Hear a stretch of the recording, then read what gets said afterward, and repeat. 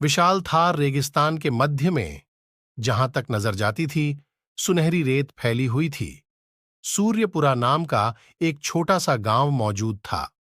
रेगिस्तानी सूरज की गर्म छटा में नहाया हुआ यह राजस्थानी गांव अपनी जीवंत संस्कृति, समृद्ध परंपराओं और एक ऐसी कहानी के लिए जाना जाता था जो पीढ़ियों से चली आ रही थी।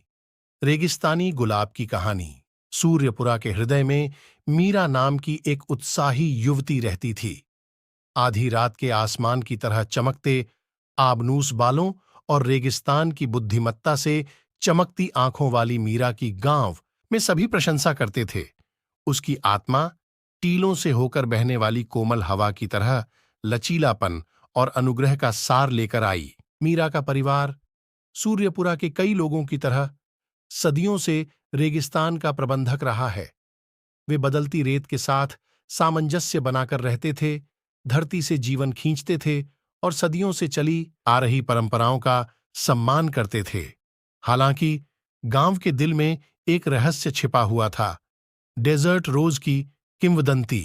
ऐसा कहा जाता था कि पीढ़ी में एक बार रेगिस्तान की रात के समान पवित्र हृदय वाली महिला को टीलों की आत्माओं द्वारा चुना जाएगा।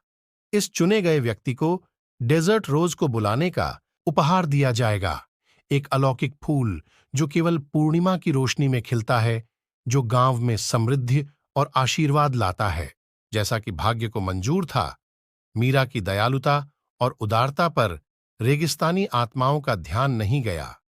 एक रहस्यमय रात में जब चंद्रमा ने टीलों को अपनी चांदी जैसी चमक से नहलाया, तो मीरा ने खुद को एक एकांत नखलिस्तान की ओर आकर्षित पाया। वहां चांदनी रेत में रेगिस्तानी गुलाब अपनी पूरी भव्यता के साथ खिल रहा था। हवा रेगिस्तानी गुलाब की खुशबू से भर गई और मीरा को रेगिस्तान की प्राचीन आत्माओं से जुड़ाव महसूस हुआ। एक कोमल स्पर्श के साथ उसने फूल को गले लगा लिया और एक गर्म ऊर्जा उसके अस्तित्व में छा गई। उस क्षण से मीरा डेजर्ट रोज की संरक्षक बन गई, सूर्यपुरा के लिए आशा की किरण। डेजर्ट रोज के साथ मीरा के संबंध की बात पूरे गांव में फैल गई।